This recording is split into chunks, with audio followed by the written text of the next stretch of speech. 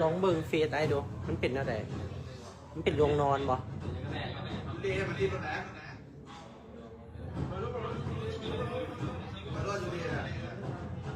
็นยากอยู่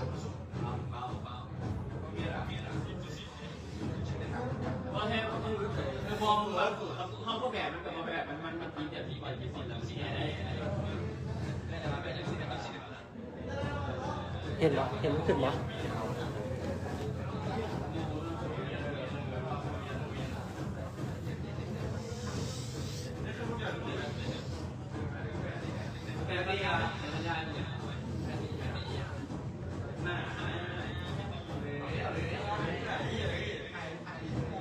สู้เขาคิดเกมไปโดยได้เป็นห้องนอน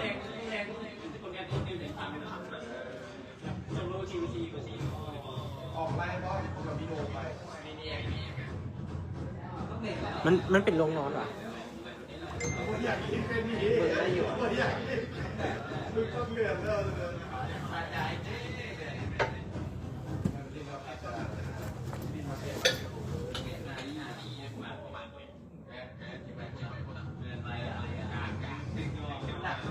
มันมาสิบกินเองล้อกระกานั่นเปลี่ยนเยอะนะไปมาเรียนกันได้สูง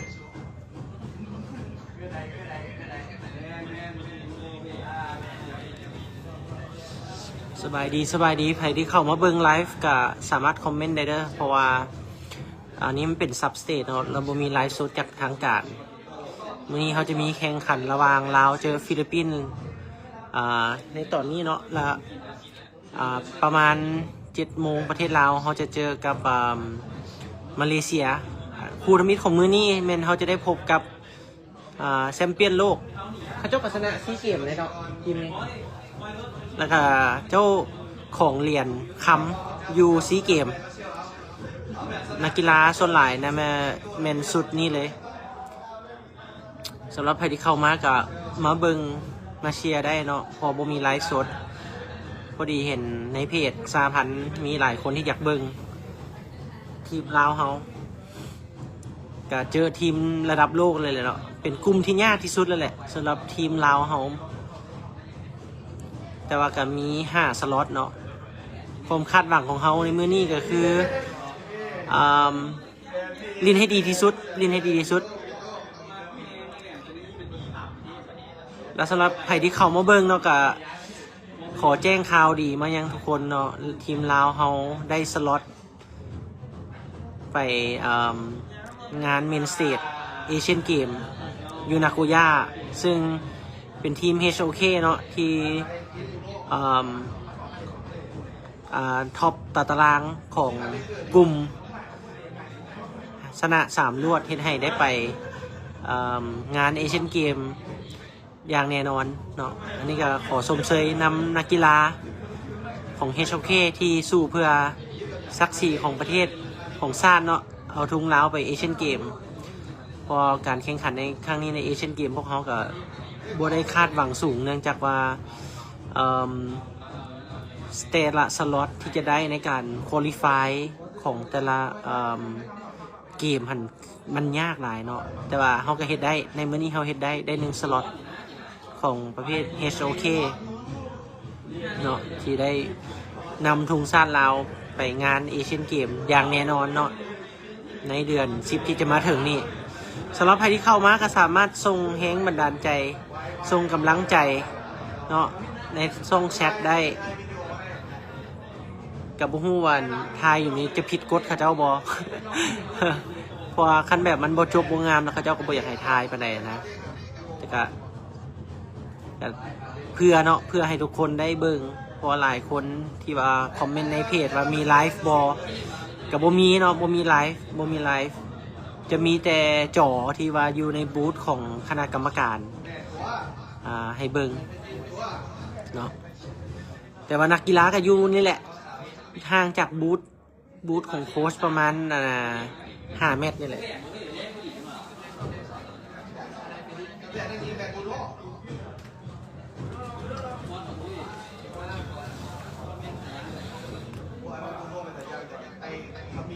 สำหรับใครที่เข้ามาเบิ่งเนาะคอมเมนต์ทุงลาวมาเลยสแปมทุงลาวมาเลยคอมเมนต์มันขึ้นอยู่วะไอ้ก็เป็นคอมเมนต์อย่างไรวะมันบั๊กบ่วะลองเบิ่งดูตัดสินใจคอยหรือบ่โดนด้วยครับสำหรับการแข่งขันเนาะก็ต้องขอโทษขออภัยบางช่วงจังหวะอาจจะมีคำหยาบเนาะเนื่องจากว่านักกีฬาในการเข้าลุกตลาดอาจจะได้ใช้คำศัพท์ที่มันข้าเจ้านะใส่ไว้ในการบวกหรืออีกอย่างเนาะอันนี้ก็ต้องได้แจ้งก่อนอาจจะบ่ได้สุภาพว่าการแข่งขันเนาะโอเคนิโมกดทงลาวมาอย่างน้อยก็ให้ฮู้เนาะว่ามีคนเบิ่งเดี๋ยวนี้16คนเบิ่งเนาะแต่ว่าบ่ฮู้ว่ามีจักคนที่ว่าได้ยินเสียงได้อย่างบ่เนาะรูบี้สบายดีรูบี้รัตนาเนาะลินด้วยฟูลสปิริตเนาะคันชนะฟิลิปปินส์ได้นี่ก็แม่นว่าก็คือซีเมน ไปเลี้ยงไฮดีเหล่าพุ่นแหละ ไฮดีเหล่าต้องได้กิน ฮะ ต้องได้กินแล้ว ไฮดีเหล่าต้องได้กินแล้ว เนาะคันชนะฟิลิปปินส์ได้นี่ต้องไฮดีเหล่าแล้วแหละพอดีแล้วมันบอต้องขอแจ้งก่อนเด้อคันกรรมการเขาเจ้ามาแล้วเขาบ่ให้ทายก็สิได้ลงเนาะอาจจะผิดกฎแต่เฮาก็บ่ฮู้เนาะเฮาก็อยากทายเพื่อให้แฟนๆกีฬาของพวกเขาได้ชมน้ำกันมาเบิ่งว่าทีมชาติเขาเจอกับทีมเต็งหนึ่งของโลกหรือล่าสุดเนาะคือเจ้าของเหรียญคำในงานซีเกมที่ประเทศไทยในท้ายปีที่ผ่านมาว่าเขาเจ้าจะลิ่นได้สำใดมาเบิ่งน้ำกันกำลังเข้าเกมแล้วเนาะบ่ขอภาคเด้อบ่ฮู้ที่จะภาคเนาะมีแต่ว่าเบิ่งเอาพอลิ่นโมบายเลเจนด์ลิ่นแต่มอสโคปเนาะตัวอื่นนี่ภาคบ่เป็น มาแล้วเปิดเกมมาแล้วเนาะโอ้กองเชียร์ฟิลิปปินส์เป็น100 คนเนาะกองเชียร์ลาวนี่3 คนสูไปตื่น นี่เอาทางบ้านอีกเป็น100ทางบ้านเป็น100เดี๋ยวนี้มี 23,000 คนเพิ่นน่ะเบิ่งเดี๋ยวนี้มา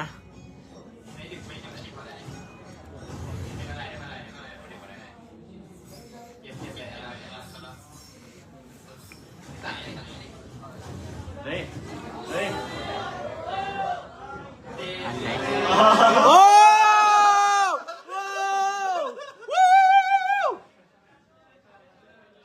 โหไปก่อนเนาะกองเชียร์เขามีเป็น100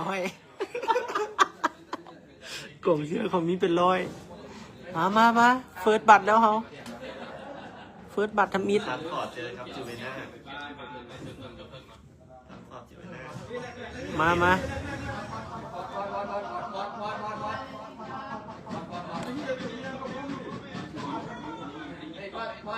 มาไผ่ที่มาเบิ่งเนาะส่งกำลังใจด้วยกันพอสเขาแจ้งพอสเนาะพอสก็จะบ่เป็นหยังเนื่องจากว่าเงื่อนไขของเจ้าของงานโดยเฉพาะ ENC เนี่ยมันหลายกับชูมาเข้ามาสู้เบิ่งเกมได้เลย 45,000 คนแล้วตอนนี้มาส่งหัวใจส่งทุงซาดรัวๆเด้อคอยล้าวทีมล้าวลิ้นได้ให้ดีที่สุดมาเบิ่งน้ำกันเริ่มแล้วเลยอันนี้เฮียแบบนี้หลายคนอาจจะบุขึ้นเคยเนาะเพราะมาแข่งในน้ำทีมชาตินี่จะใส่ซื้อแท้เนาะ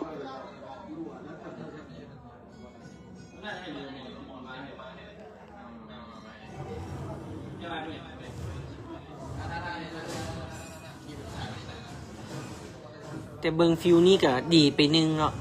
ได้เห็นบรรยากาศนักกีฬาเขาล้มกัน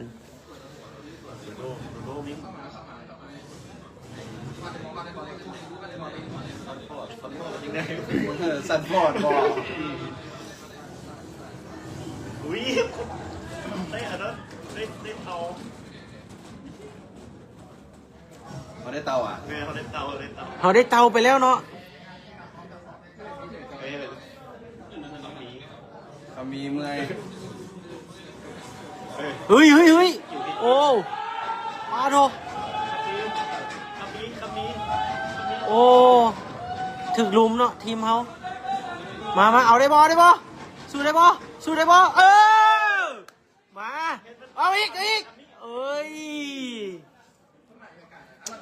อ้ย ได้อยู่ไม่ได้เสียค่าตัว มามีกำลังใจอยู่2-3เนาะ3 นาทีทำอิดเอาลุยอีกมาได้บ่โอ้ย เอาว่าห่างได้สกอร์สู่ซี ไม่ได้ขาดได้นี่น่ะ กินบวกลบ500เนาะเงินบวกลบ500 บ่หลาย แม่น มันเล่น บ่หลาย เกมได้คำมีเกิดแล้วจังเบิงเจอกันใหม่ เดี๋ยวซุมได้อีกป่าวะ เขาซูมได้เหรอ ได้น้อยหนึง เอาโทรศัพท์หยับลงมา ฮะ เอาโทรศัพท์หยับลงมาหมุน มันสิโต๊ะกับตีโทรศัพท์ยับอีก มันยังเด้อ เดี๋ยวมันได้เลยเดี๋ยวนี้นะแมนกลับมาคืน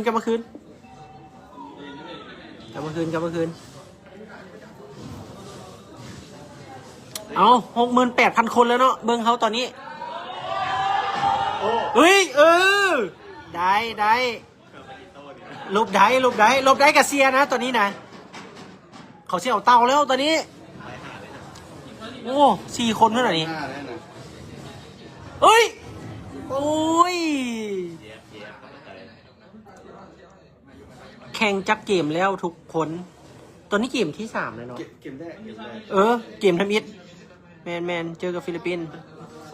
เฮ้ยมีคนฟิลิปปินส์มาเบิ่งนำ นั่นนะ มีฟิลิปปินส์มาเบิ่งนำ yes ฟิลิปปินส์ลาวเวอร์สฟิลิปปินส์โอ้มีได้ปะกล่องเสียเขา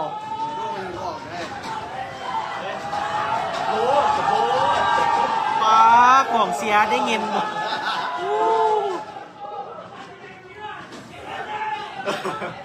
กล่องเสียคือสีขาสีแกงนี่แหละกล่องเสียนะ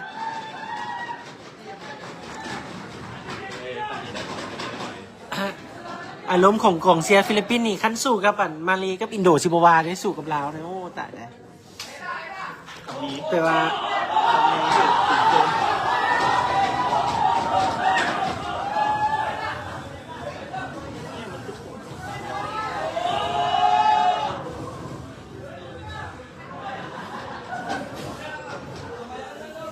where to watch in Singapore. We are playing for Asian Game Qualifier in Singapore.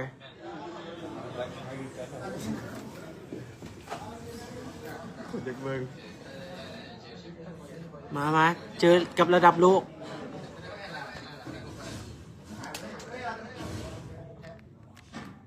โอ้ชิฮอต100,000 คนแล้วได้ต่อนี้ เย็ด ชิฮอต100,000 คนแล้วได้ เอาจัด โอ้80,000 มาแล้ว เอาแชร์ออกไป อัลลอดมันโบย่านปากิโต้เลยวะสุ 6 นาทีซัมนี้กับบ่ห่างหลายเลย โอ้ยโบห้างหลายเดี๋ยวเอาตายนะมันตายแล้วนะอัลลอดเบิ่งอัลลอด เฮ้ย เดี๋ยวตาย งามรู้ได้ป่ะ เอางั้นโบย่านเลยว่ะ ป้าดู เล็กตายสวยอติเล็กอุ้ยได้เดียว โอ้เจอลุมแล้วกล่องเชียร์ฟิลิปปินส์ ไอ้ลัดมันนั่นมาแล้วมันก็ฟิกเกอร์เอาเลย ฝากจูวิน่าตุกคาริซี่เป็นแบบวะ กาลิซี่เป็นปลากับเจ้าเฮ้ย7 นาทีมันยังได้อยู่ เดี๋ยวจะให้จูวิน่าไปจับมือน้ำเขาซะ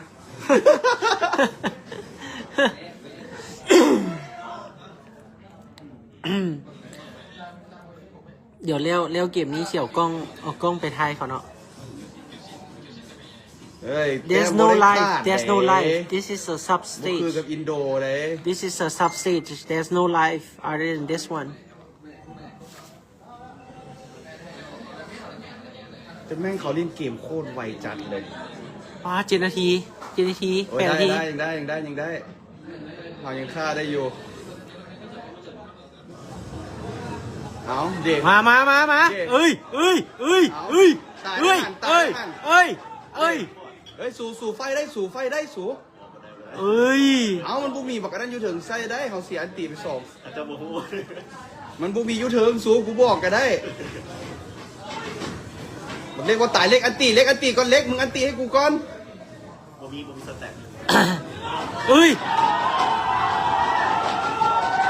โอ้เจอเอ้ยได้บอล ได้บอล โอ้ย ได้บอลไหน เอา บักนี่มึงอย่าฆ่าบันดาลโพติบอกสู่โพติบอกสิจบนี่สู่ 8 นาทีนึงเลย หากับ8 นาทีนึงสู่ให้เกียรติแน่เกียรติกูแน่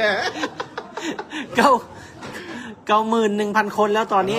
93,000 คนแล้วมาสิฮอต100,000 คนบนตอนนี้มาเซลไปเซลไปเซลไปเนาะเซลไป ขาแต่บักอันนี้นะเนาะส่วนนี้ เอา เนาะบักโลมมันนี่ คง นะ คาดหมายให้สู้เกิน10 นาทีเนาะให้สู้เกิน10 นาที ให้สู้เกิน เกิน โรมมันเห็ดงามตลอด แม่น มาโอ้แข่งกิมนี่ต่อเลยวะ ต่อเลย เขาบ่พักเลยมันบอ เอาเป็นไผเบิ่งอยู่กับคอมเมนต์มาเด้อ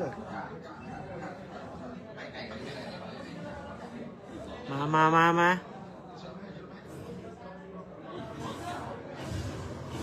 อุ้ยมึงโอ้ยอีกเช้าวิเอาอีก15 วิเอาได้อยู่ เกมบ่ได้ค่าสู่เกมบ่ได้ค่า หลอดแรกเลยมองไว้ เบิ่งอะไร เขาชนะเนี่ยเลยโหลดทำมิดเลยนี่ ไอไลน์อยู่เป็นบุ๊กไอ เอา อยู่เป็นบุ๊ก เอ ไอ อ ไอรักไลน์นะ มาเอา92,000 คนแล้วตอนนี้ 92,000 คนแล้ว เฮ้ย เฮ้ยได้บอสู้ได้บอ เอาธรรมดาได้ขนาด เอา เล็กสวยเล็กอันตีเล็ก โอ้ยมันถึกดึงเอาเฮ้ยเอาอีก ขมีเฮ็ดขมีนี่ไปตื่นมันสู่เฮ้ยแตกหมดแล้ว อ่าโอ้ย สัตว์เลย11 นาที เบิ่งกล่องเสียเขาเบิ่งกล่องเสียเขา